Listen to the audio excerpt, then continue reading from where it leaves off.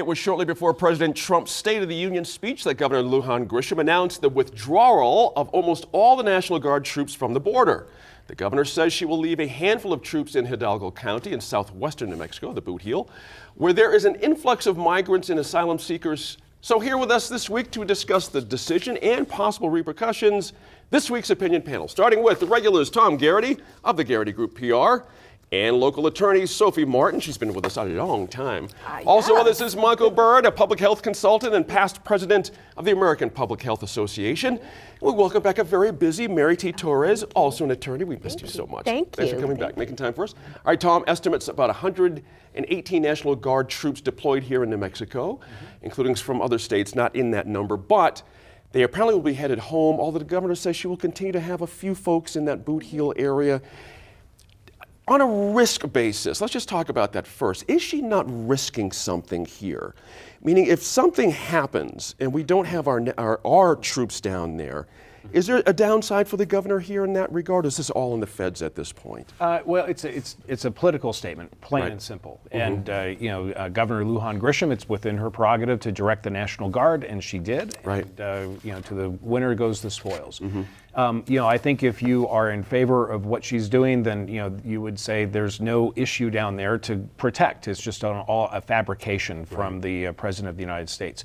If you are against what she's doing, then you're going to say, you know what, human trafficking, and then the humanitarian effort, because you will basically, this effort takes away additional eyes from just keeping a lookout for folks.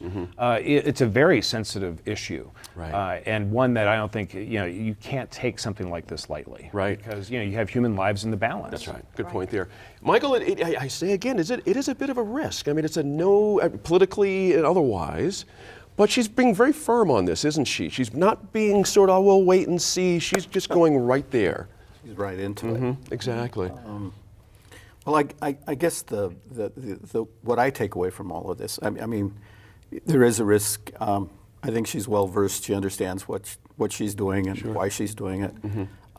I think it clearly is in response to the president and his description of what he terms an invasion, and as well as a whole lot of other rhetoric. I think the president doesn't really know what an invasion is.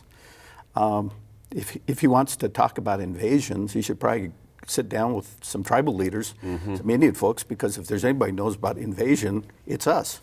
Right. This is not an invasion. This is just political rhetoric. With an intent to play to his base and to scare people. Not to say that there are not issues, and Tom reflected on this in his comment, that we do need to secure people and we do need to protect people. And so that needs to be addressed, but I think it needs to be a more thoughtful response. Well, she's been clear that she wants to work off of data. Right. She wants data, not emotions, but Yes. exactly. And that's how she's making her decision wheel Yes. work. And Sophie, Antelope Wells, we've had well-documented situations where upwards of 300 asylum seekers, I will call them, are looking for asylum, and that area has been problematic. It's not as if she's turning her back completely away from that area. She's not, and I think it's worth noting, according to a report on military.com from back in October, they point out that the National Guard's people who are at the border are really limited in what they're doing. And what they're limited to doing, which is essentially support to Border Patrol, is almost exactly what the U.S. military is limited to doing down at the border as well. The president has just announced upward of 3,000 new troops to be sent to the border.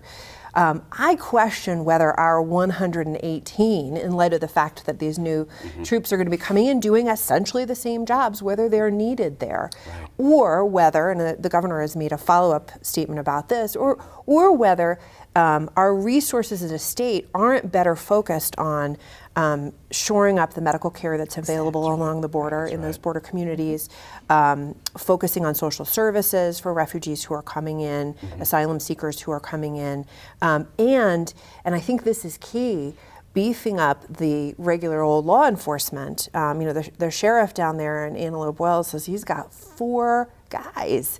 He's got 4 officers working with him. Right. By adding 6, I mean, only 6, it seems crazy to me, state police officers are going down there, more than doubles the force in that area. I think it's possible, given what we're hearing from ranchers in that zone, that they may need more support than that, just for traditional law enforcement. But I think it is appropriate that our governor is focused on New Mexico priorities, the health and safety of our communities, not surveilling the border in New Mexico helicopters when the federal government and their military could be doing that instead. Right. Exactly right. Karen Cowan from the Mexico Cattle Growers Association had a statement out, and I can appreciate where they're coming from here, because part of her statement is they've had a New Mexico Cattle Growers had a member murdered on the Arizona side. Yeah. Another member had an employee kidnapped, beaten, and held for days at gunpoint. You see what I mean here? Ranchers are having a particular struggle. It's almost like they're handling it alone, Right. without any help, for gosh sake. Exactly, and that's what Michelle Lujan Grisham said, is we've always known that there's a problem there, and Border Patrol, what are you doing? We know that there's a problem there. But what I liked about her action is she went down there, she was briefed by Border Patrol and the National Guard. She saw for herself. She didn't see that there was a need to have them there, but then she told the National Guard and General Nava, who's a great guy, he's the head of the National Guard for New Mexico. I want you to go down there, I want you to study. Tell me, do we need Guard? If we need them, great. But just let me know. You do an assessment. And she's going to have extra law enforcement there, because she's not forgetting Hidalgo County and Luna County are going, look, we need the help. That's right. Congresswoman Small went down there, and she said, we need resources down there. We need the resources, and that's the problem. And I think that's what we need, is more resources, not necessarily law enforcement to Or the keep human them out. wall that the president's talking right, about. Exactly. Well, when they sent Please. the National Guard down there under the Martinez administration, the description of what Guards members were going to be doing was clearing brush. That's right. Hanging, Repairing vehicles. putting up Forgot barbed about that. wire. I mean, Right. it was. It's. I mean, not to say that those aren't important, but could federal employees be doing that? Given that this is a federal project, I kind of think And so. it's costing a lot of money. So Yeah. let's use that money to help out with more security, and also just resources to provide medical care for the individuals that are coming over. Let's take care of Good that point. too. Tom, interestingly, I think Mary makes a good case, and you all have made a good case. She has removed sort of politics back from this. But she did release that video the night of the president's State of the Union address. And it was a campaign video. Here's what I think of your wife. Right, exactly. It's all drenched in politics. Right. This whole conversation. Shocker. I mean, The a timing, couple you of things think? on that. So you have, first off, not only did she, she controls New Mexico. And the New Mexico National Guard. But with her actions, she pulled back troops from Arkansas, Kansas, Kentucky, New Hampshire, South Carolina, and Wisconsin. Said, So that's bye-bye. pretty impressive. Right. That's right. The other Happy thing group there. is that with her response, an old campaign ad that never saw the light of day, which was humorous but confused me, because I'm going, why is she running for governor again? She's already won the race, and that's what the last governor did. Is that she kept running for the office after she had run it, but it turns out it was something that didn't make the air.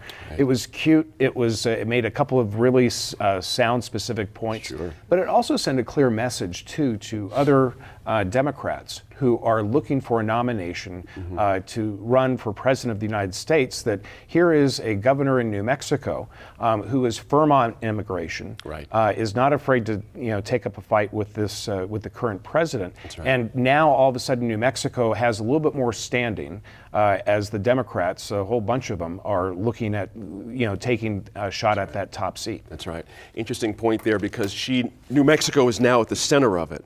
Well, you see how it's Washington Post, New York Times. I mean, it just blew up all over the place nationally. So now she has to kind of come through on this, doesn't she, a little bit? It has to work. I'm talking about the humanitarian side of things. If she can find another model, another way, perhaps that could be very influential in this whole dialogue, Michael. Right. Yeah. Well, and also I'll throw in Deb Haaland is, I mean, also, I think makes the case that New Mexico can take the high road, can do the right thing in the right way, engaging all of its citizens in terms of addressing the issues that the state of New Mexico faces, as well as maybe model what needs to be done nationally. So breaking through that wall, you know what I mean, in that video, it was just like, oh, okay, that's where we are now. Exactly, Okay, right. exactly. It looks kind of painful, actually. Really interesting. That's all the time we have on that topic. But still to come this week on The Line, marking 10 years since the discovery of a gruesome burial site on Albuquerque's West Mesa. And debate reaches maximum intensity over the minimum wage.